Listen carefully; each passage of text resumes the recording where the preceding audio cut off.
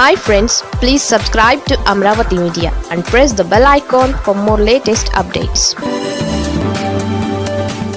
Pawan versus Lokesh ఇద్దరిలో ఎవరిది పైచేయి? ఆంధ్రప్రదేశ్ రాజకీయాలు ఎప్పటికప్పుడు మారుతూ ఉంటాయి. ఒక ఏడాది ఉన్న తీరుగా మరొక ఏడాది ఉండే అవకాశం లేదు. కూటమి ప్రభుత్వం కొలువుదీరిన ఏడాది సమయంలోనే అనేక విషయాలు రాజకీయంగా చోటు చేసుకున్నాయి.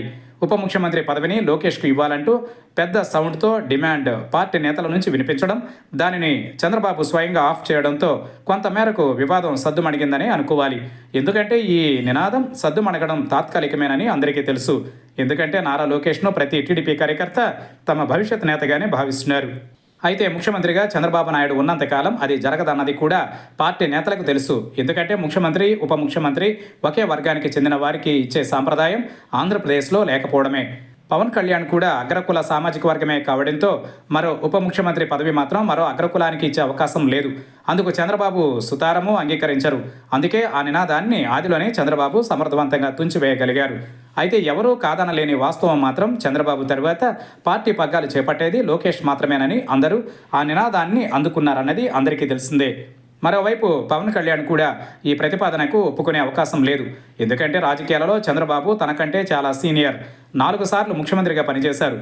రాజకీయ అనుభవం ఉన్న చంద్రబాబుతో పవన్ కళ్యాణ్ తనను తాను పోల్చుకోరు.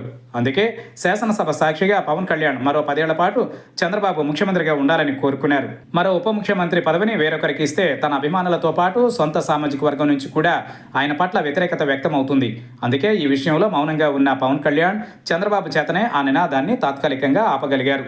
అయితే ఇద్దరూ వయసులో చిన్నవారే. రాజకీయంగా ఇద్దరికీ భవిష్యత్తు ఉంది. 2 పార్టీలు ఆంధ్రప్రదేశ్లో కలిసి పోటీ చేయాల్సిన అవసరాన్ని కూడా ఇద్దరూ గుర్తించాల్సి ఉంది. అదే సమయంలో ఇద్దరూ పోటీ పడితే విడిపోయి పడిపోతామని కూడా ఇద్దరికీ తెలియంది కాదు. అందుకే పట్టుబట్టరు. అలాగని పట్టు విడిపలేక పోరు. ఎవరి పందా వారిదే, ఎవరి ఆలోచనలు వారివే. వీరిద్దరిని సమతూకంగా రాజకీయంగా ముందుకు తీసుకెళ్లే బాధ్యత చంద్రబాబు చేతుల్లోనే ఉంది. చంద్రబాబు ఎవరి పక్షమో వహించే వీలు లేదు. అయితే ఇది దీర్ఘకాలంగా పనిచేయదని, భవిష్యత్తులో ఈ ఇద్దరి నేతల మధ్య పోటీ తప్పదన్న విశ్లేషణలు సోషల్ మీడియాలో బాగా వినపడుతున్నాయి. జనసేన నేతలు కూడా ఇదే రకమైన పోస్టింగ్లు నెట్టింట పెడుతున్నారు.